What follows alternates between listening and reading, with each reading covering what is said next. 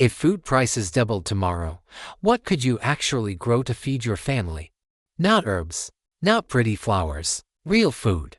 The kind of food that once kept British families alive when money was tight, wages disappeared, and shop shelves could not be trusted. During hard times, people did not grow vegetables because it was a hobby. They grew them because every cabbage, every potato, every onion, and every handful of winter greens meant one less thing to buy. And here is the part most people forget.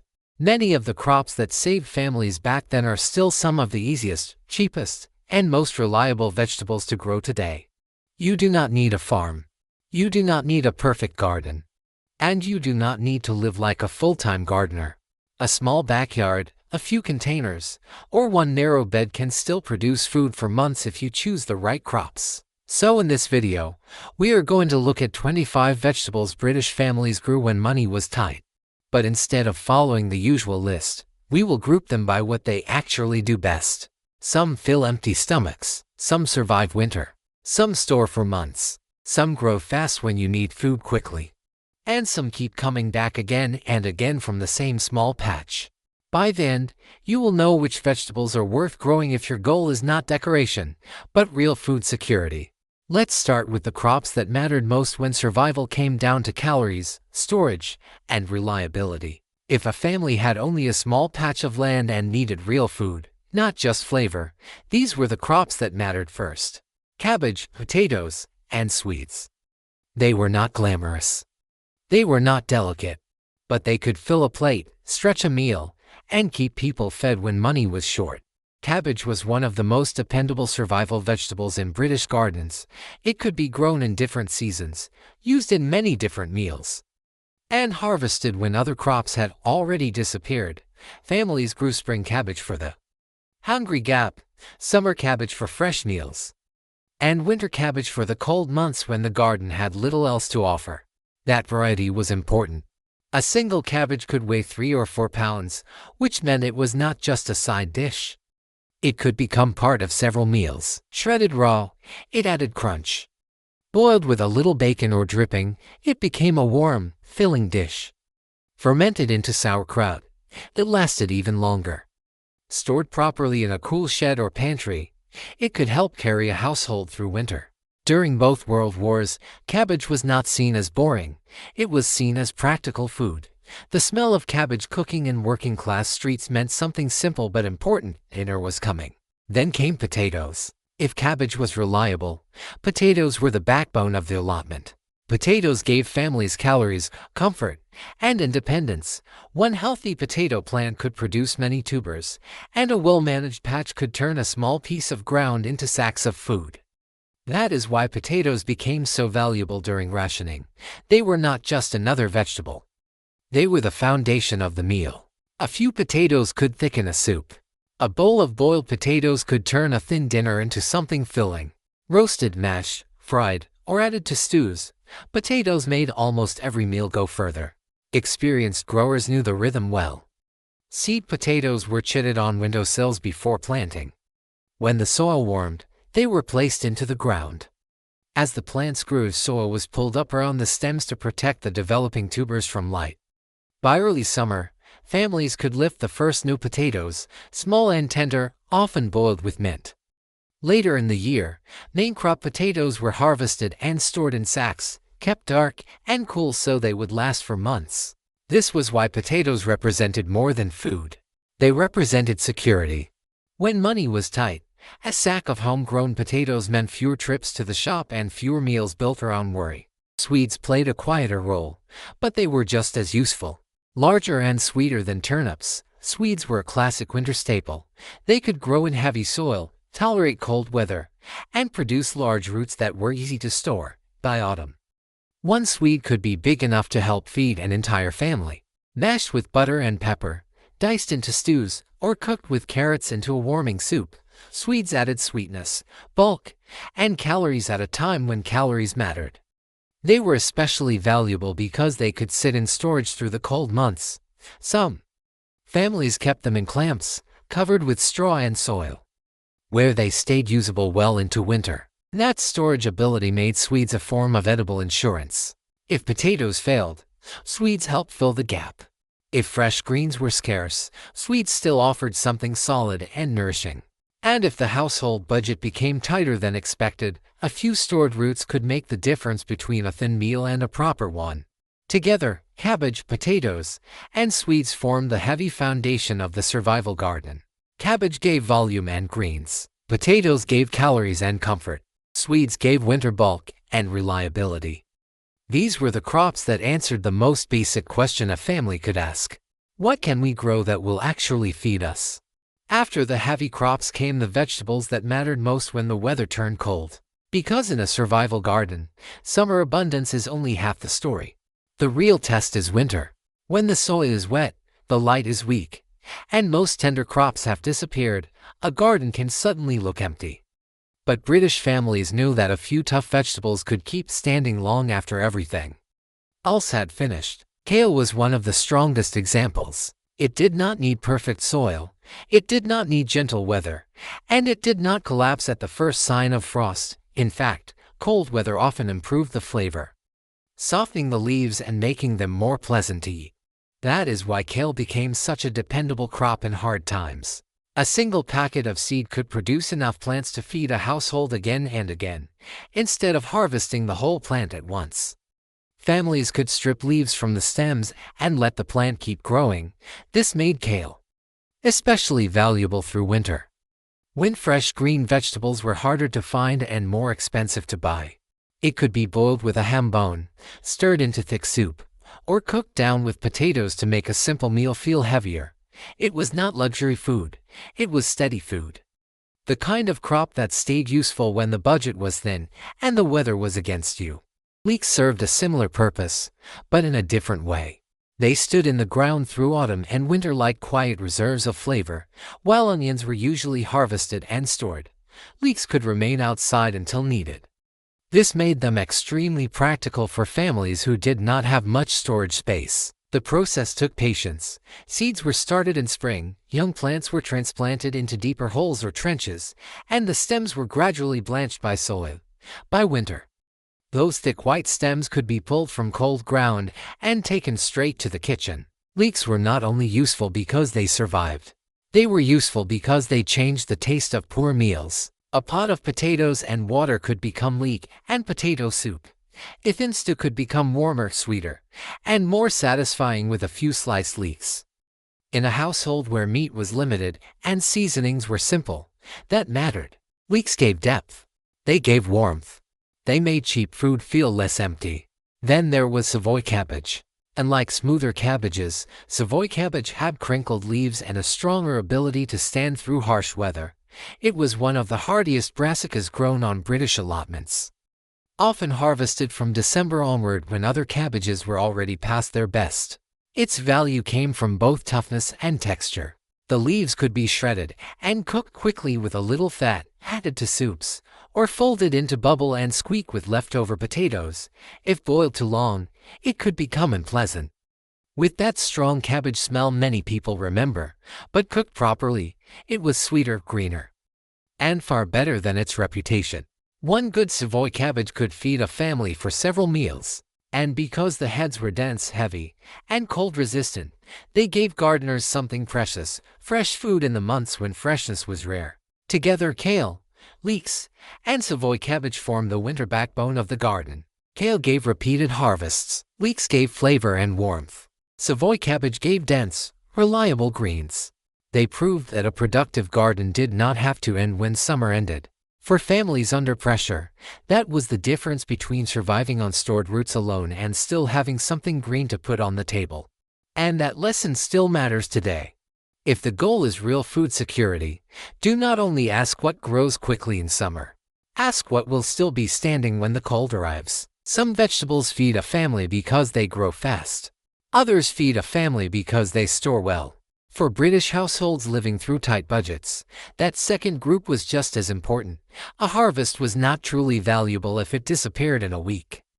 The best crops were the ones that could be lifted in autumn and still be useful months later, when fresh food was scarce and shop prices were harder to manage. That is why root vegetables mattered so much. Carrots were one of the most important. They were sweet, versatile, and easy to stretch across meals. A few carrots could add color to a stew, sweetness to a soup, or bulk to a tray of roasted vegetables. During the war, carrots became so heavily promoted that they were even linked to the famous story about improving night vision. The real reason was practical. Carrots were nutritious, easy to grow in the right soil, and useful through winter. A good row of carrots could produce dozens of roots. Once lifted, they could be stored in boxes of damp sand in a shed or cellar, where they stayed firm for months. This meant a family could still have something fresh-tasting and rich in vitamin long after the growing season had ended. But carrots were not effortless. They preferred loose, sandy soil. They needed careful thinning, and they had one serious enemy, carrot fly. Older growers learned tricks to reduce the damage. From sowing later to planting near onions or using barriers to confuse the pests, much of that knowledge came not from formal books, but from quiet conversations between gardeners who had learned through years of trial and error. Beetroot served a different role. It was not as central as potatoes, but it was one of the most useful storage crops in a poor household. The roots could be pulled in autumn, packed into sand, and kept for months. They could also be pickled in malt vinegar, turning a short harvest into jars of food that lasted deep into winter. That mattered. A jar of pickled beetroot on the pantry shelf was not just a condiment. It was a way to add sharpness, color, and nutrition to plain meals of bread, potatoes, cold meat, or leftovers. Even the leaves were useful when young, cooked like spinach instead of being wasted. Beetroot gave families options. Fresh when available, stored when needed, pickled when the harvest was too large to eat at once. Parsnips were slower, but they offered something precious in winter, sweetness. And like many crops, parsnips improved after frost. Cold weather helped convert starches into sugars, making the roots sweeter and richer in flavor. This meant they could be left in the ground through winter and pulled only when needed. For a family trying to avoid waste, that was extremely useful. The garden itself became the storage place. Parsnips could be roasted until caramelized, mashed with butter, or diced into soup to make a thin meal taste fuller. They required patience because the seeds were slow to germinate. And new growers often worried that nothing was happening, but once established, a row of parsnips could provide food through some of the coldest months of the year. Then there were turnips. Before swedes became more widely preferred, turnips were one of the humble roots that filled working-class plates. They grew faster than many other root crops, often maturing in around 2 months. And they could tolerate poorer soil than carrots or parsnips. That made them useful in a practical garden. Turnips could be sown after early potatoes came out, making use of ground that might otherwise sit empty. By autumn, the white and purple roots were ready for stews, mashes, and simple boiled dinners. Their flavor was stronger and more peppery, which meant children did not always love them, but hard times rarely allowed food to be judged only by preference. Turnips filled space. They filled pots. And most importantly, they filled plates. Together, carrots, beetroot, parsnips, and turnips gave families something every survival garden needs: stored value. Carrots gave sweetness and vitamins. Beetroot gave color, pickles, and long pantry life. Parsnips gave winter sweetness straight from the soil. Turnips gave speed, bulk, and a second crop after earlier harvests. These roots were not grown for trend or beauty. They were grown because, when autumn ended and money became tight, a box of roots in the shed could feel like money in the bank. Not every survival crop has to be heavy. Some of the most valuable vegetables are not the ones that fill a sack or store in a shed. They are the ones that keep coming back. For a family trying to spend less on food, repeated harvests are powerful. One sowing can become weeks or even months of meals. One small row can replace many trips to the shop. And one plant, cut the right way, can give far more than people expect. That is why perpetual spinach deserves serious attention. Despite its name, perpetual spinach is not true spinach. It is closer to chard, but for the home grower, that difference matters less than its reliability. It produces mild, useful leaves for a remarkably long season, often from spring into late autumn if managed well.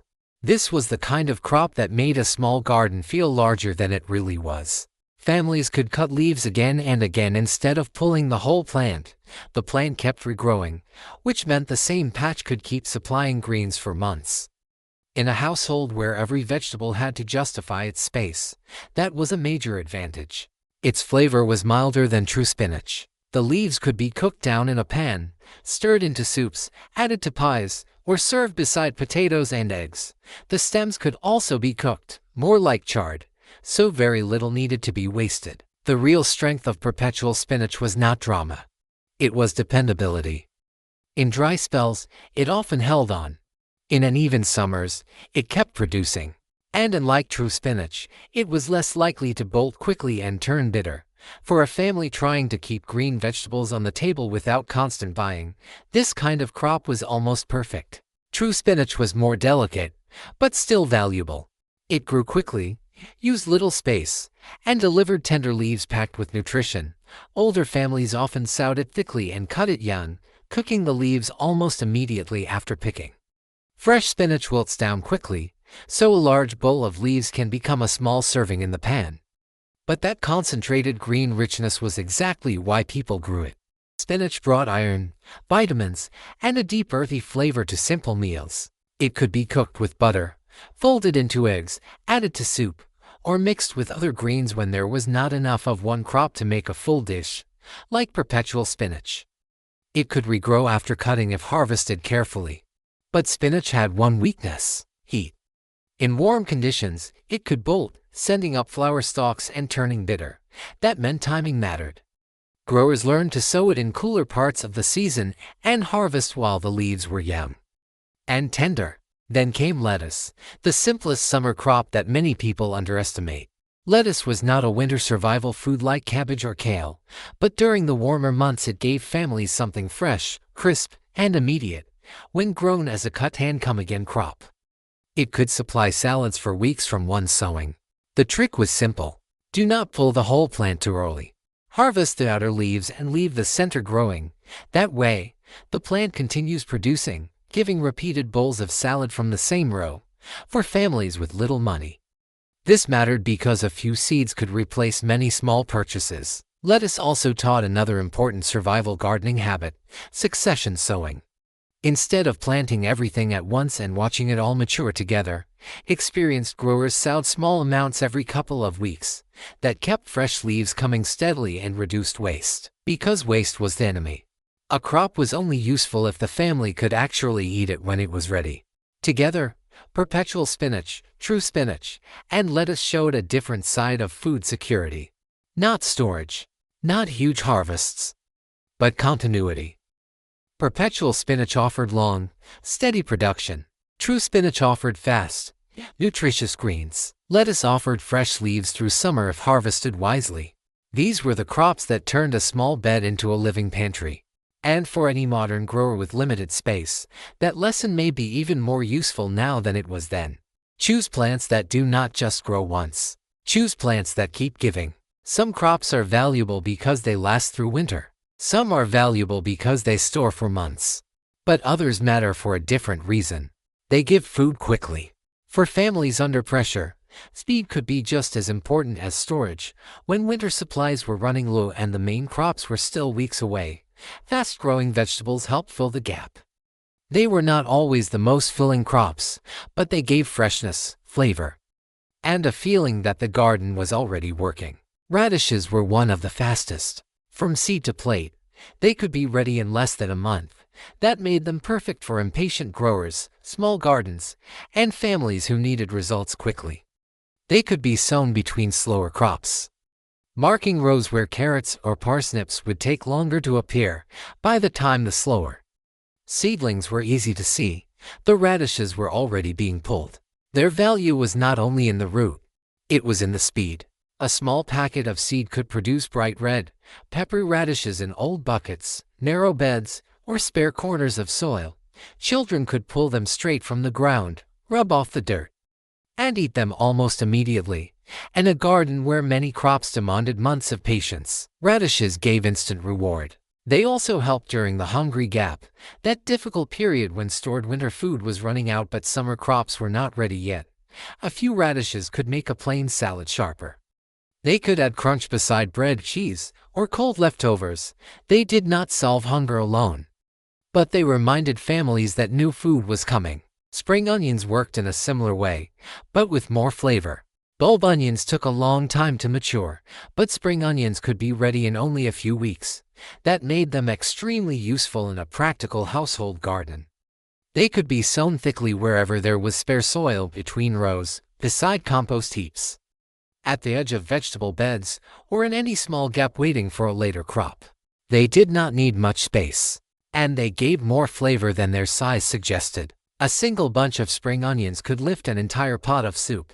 Chopped finely, they could sharpen a salad, brighten boiled potatoes, or add life to an otherwise plain meal. In a time when every purchased ingredient mattered, growing your own onions, even in their young form, reduced waste and stretched the household budget. The green tops were useful too. Nothing needed to be treated as disposable. That was the logic of hard times gardening: use the bulb, use the leaves, use the space, and use the crop while it is young. Then came courgettes. Courgettes showed how much difference timing could make. The same plant family that produced large marrows could give something far more tender and useful if harvested young, instead of waiting for the fruit to swell into a giant, watery marrow. Growers discovered that picking them small encouraged the plant to keep producing.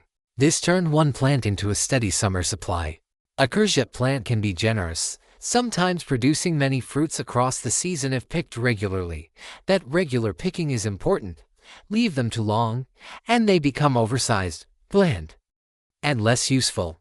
Pick them young, and they can be sliced, fried, grilled, added to stews, or cooked into simple vegetable dishes. For families trying to save money, this was economy multiplied. One plant did not give one harvest. It gave a stream of harvests. Courgettes were also useful because they fitted many meals. They could be fried with onions, added to eggs, mixed with tomatoes, cooked into ratatouille-style dishes, or used to bulk out a pan when meat was limited. Their flavor was mild, which made them flexible. They absorbed herbs, fat, and seasoning well, turning simple ingredients into something that felt more complete. Together, radishes, spring onions, and courgettes taught an important lesson. A survival garden should not only be built around big crops.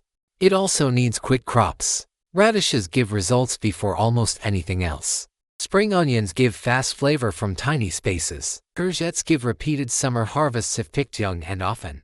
These vegetables may not be the foundation of winter survival, but they keep the garden productive between the bigger harvests. And that matters, because when money is tight, even a small harvest can change the feeling of a meal. A handful of radishes, a bunch of spring onions, or two fresh courgettes from one plant can turn not enough into we can make something with this. A survival garden is not only about filling the stomach. It is also about balance. Potatoes, cabbages, and roots can keep a family going, but they do not provide everything. That is why beans and peas mattered so much in the old British garden. They gave freshness, sweetness, and a form of plant protein at a time when meat could be expensive, rationed, or simply unavailable. And just as importantly, they helped the soil. Broad beans were often one of the first serious crops of the year. They could be sown in autumn or early spring, depending on the region and the weather, and they usually arrived before many other summer vegetables. For families coming out of winter, that first bowl of broad beans felt like a turning point. It meant the garden was moving from stored food back into fresh food. The pods were thick and heavy, and shelling them was often a family job. Someone picked the pods, someone split them open, and someone collected the pale green beans into a bowl. It was slow work, but it turned a row of plants into proper food. Broad beans were valuable because they were more substantial than salad crops. They could be boiled and served with parsley sauce, mashed into simple spreads, added to stews, or mixed with potatoes to make a meal more filling. Picked young, they were tender and sweet. Left too long, they became tougher and more strongly flavored, but even then they were still food. They also improved the ground. Like other legumes, broad beans can fix nitrogen through their relationship with bacteria in the soil. This meant that after feeding the family, the plants could also leave the bed better prepared for the next crop. Older growers may not have explained it in scientific language, But they understood the result. Beans were good before brassicas, and the soil seemed stronger after them. Peas brought a different kind of value. They were not only useful, they were loved. For many people who grew up around allotments, fresh peas were one of the great childhood memories of the garden. The pods were picked, split open, and eaten before many of them ever reached the kitchen. That sweetness was impossible to compare with tinned or tired shop peas, because the sugars in fresh peas begin changing soon after harvest. That is why homegrown peas tasted so special. They were food at the exact moment of perfection. Families often grew peas in double rows so the plants could support each other as they climbed. This saved money on sticks and made better use of space. When the pods were ready, picking and shelling became another shared kitchen task. Bowls filled with peas, empty pods went to the compost, and the harvest became dinner, soup, or stored food for later. Before freezers became common, surplus peas could be dried and used through winter.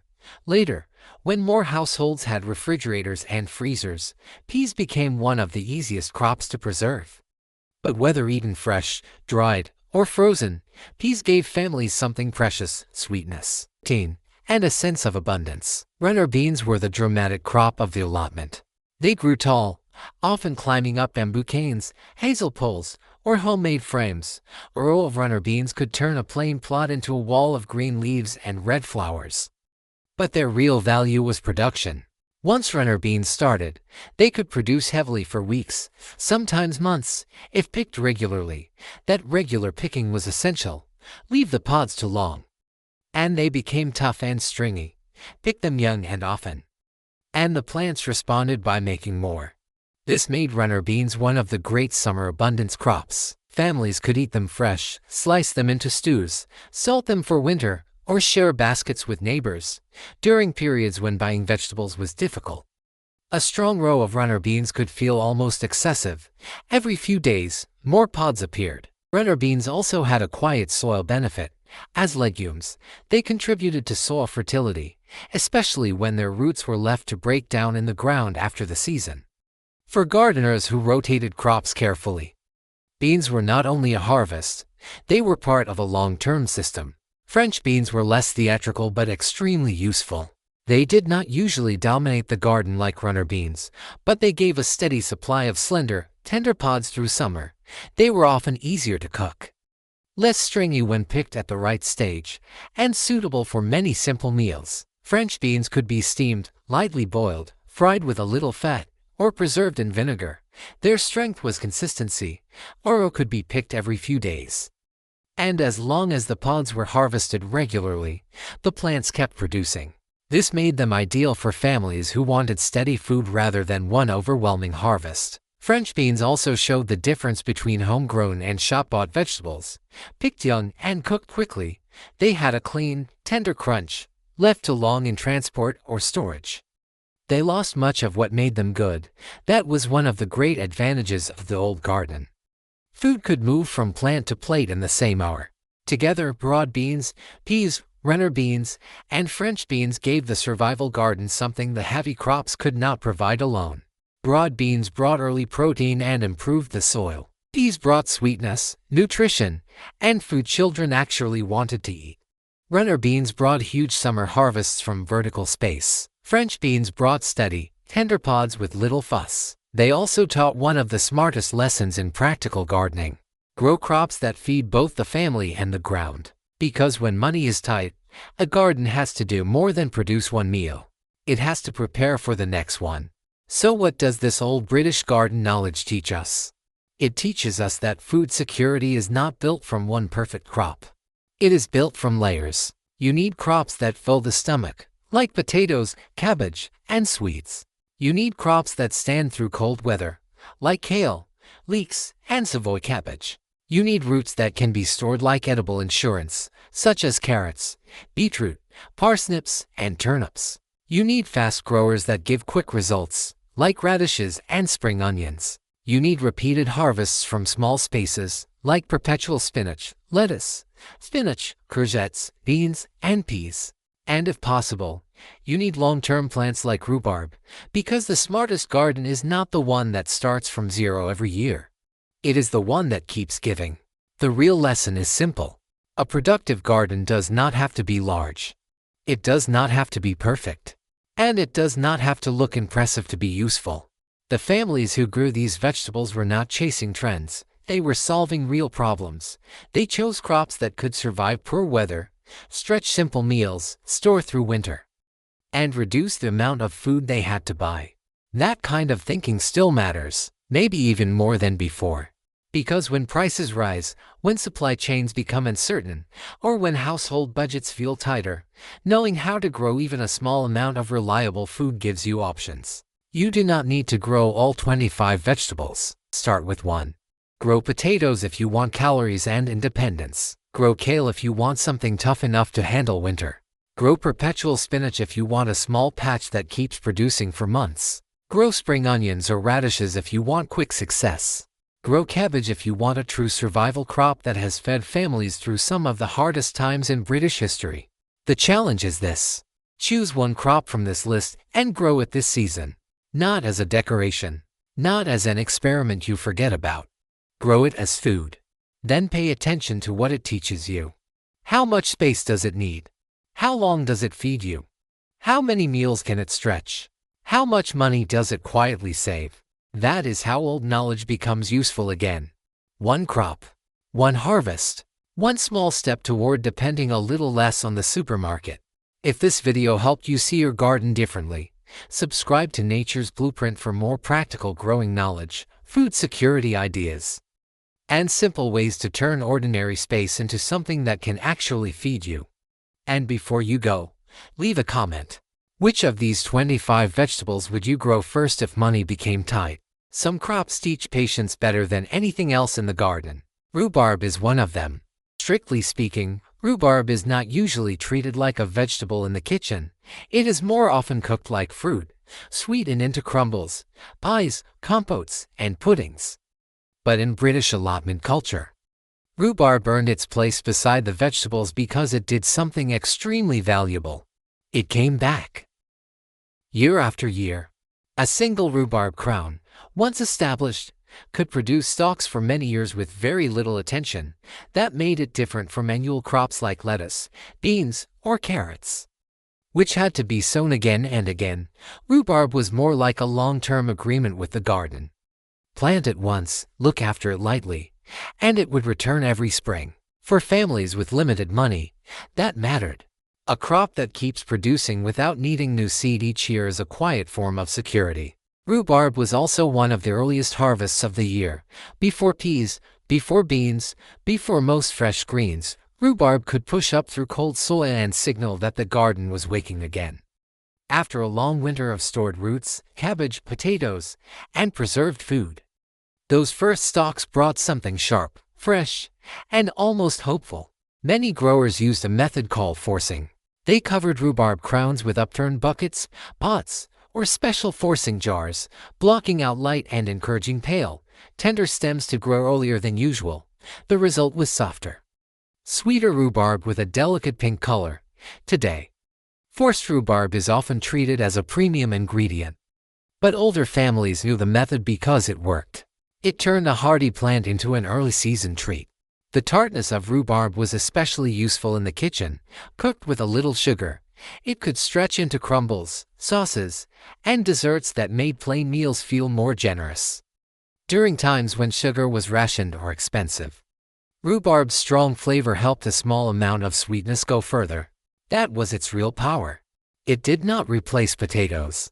It did not fill the stomach like cabbage. But it lifted the meal. It brought brightness after months of heavy winter food. And because the plant returned every year, it became part of the household rhythm. Families knew where the rhubarb crown was.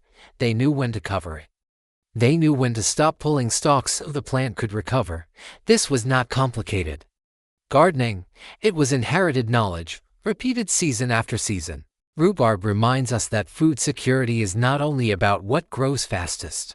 It is also about what lasts. A garden made only of annual crops must begin again every year, but a garden with dependable perennial plants has a memory. It carries yesterday's work into tomorrow's harvest. That is why rhubarb deserves a place in this story. It shows the value of planting something once and receiving from it for years. And in any household trying to grow more food with less money, that may be one of the smartest lessons of all. So what does this old British garden knowledge teach us? It teaches us that food security is not built from one perfect crop. It is built from layers. You need crops that fill the stomach, like potatoes, cabbage, and swedes. You need crops that stand through cold weather, like kale, leeks, and Savoy cabbage.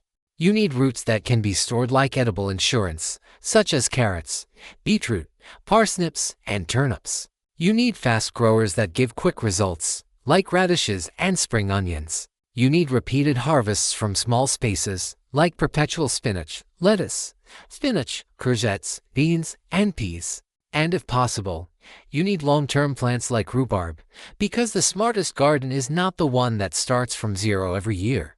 It is the one that keeps giving. The real lesson is simple. A productive garden does not have to be large. It does not have to be perfect. And it does not have to look impressive to be useful. The families who grew these vegetables were not chasing trends. They were solving real problems. They chose crops that could survive poor weather, stretch simple meals, store through winter, and reduce the amount of food they had to buy. That kind of thinking still matters, maybe even more than before. Because when prices rise, when supply chains become uncertain, or when household budgets feel tighter, knowing how to grow even a small amount of reliable food gives you options. You do not need to grow all 25 vegetables. Start with one. Grow potatoes if you want calories and independence. Grow kale if you want something tough enough to handle winter. Grow perpetual spinach if you want a small patch that keeps producing for months. Grow spring onions or radishes if you want quick success. Grow cabbage if you want a true survival crop that has fed families through some of the hardest times in British history. The challenge is this. Choose one crop from this list and grow it this season. Not as a decoration. Not as an experiment you forget about. Grow it as food. Then pay attention to what it teaches you. How much space does it need? How long does it feed you? How many meals can it stretch? How much money does it quietly save? That is how old knowledge becomes useful again. One crop. One harvest. One small step toward depending a little less on the supermarket. If this video helped you see your garden differently, subscribe to Nature's Blueprint for more practical growing knowledge, food security ideas, and simple ways to turn ordinary space into something that can actually feed you. And before you go, leave a comment. Which of these 25 vegetables would you grow first if money became tight?